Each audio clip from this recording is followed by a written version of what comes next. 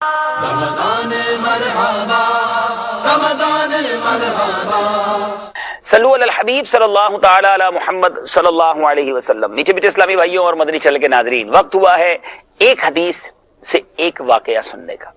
بخاری شریف کی حدیث ہے اور شاندار ایمانداری بھرا واقعہ ہے۔ جی ہاں، عجیب و غریب اور شاندار ایمانداری کا مظاہرہ کیا گیا۔ حضرت ابو ہریرہ رضی اللہ تعالیٰ عنہ فرماتے ہیں کہ رسول اللہ صلی اللہ تعالیٰ علیہ وسلم نے فرمایا، کسی آدمی نے دوسرے سے ایک زمین خریدی، اس نے اتفاق سے خریدنے والے نے جب زمین کو کھودا ہوگا تو اس میں سے سونے کا ایک گھڑا پایا۔ حدیث کا میں مضمون آپ کو سنا رہا ہوں۔ تو وہ زمین بیچنے والے کے پاس گیا، ایمانداری دیکھے کہ کب میں نے تو آپ سے زمین خریدی ہے، اب اس زمین میں یہ سونا مجھے ملا ہے، تو یہ جو سونے سے بھرا ہوا گھڑا ہے یہ آپ کا ہے، اس مال کو آپ رکھ لیں۔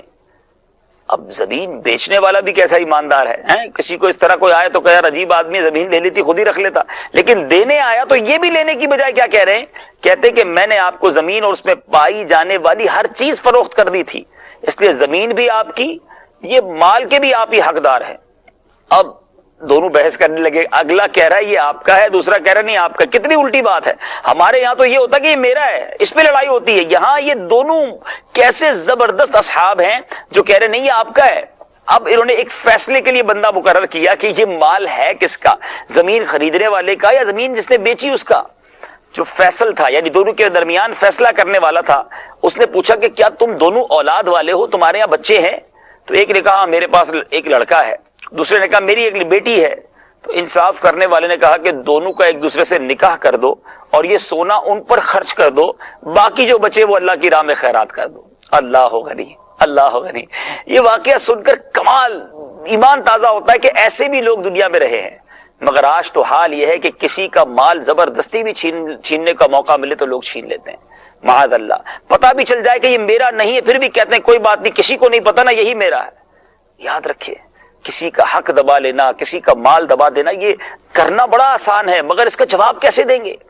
امام عشق و محبت مولانا شاہ امام احمد رضا خان علیہ رحمت الرحمان اپنے فتاوی رضویہ میں تحریر فرماتے ہیں، جو کسی کے 3 پیسے جان بوجھ کر دبا لے، اس کو قیامت کے دن اس کے بدلے 700 مقبول با جماعت نمازیں دینی پڑ جائیں گی۔ آپ سوچئے تو صحیح، 700 مقبول با جماعت نمازیں تو شاید ہمارے پاس پوری زندگی میں نہ ہوں، اللہ قبول کر لے، لیکن کہاں سے لائیں گے 3 پیسے کے بدلے؟ ادھر تو بندہ کہتا ہے مجھے کسی کا جو چیز ملی زمین سے ہی ملی نا، میری ہے، نہیں، ہمیں ڈھونڈ کر پہنچانی ہوگی، ایک روپے کا حساب دینا ہوگا۔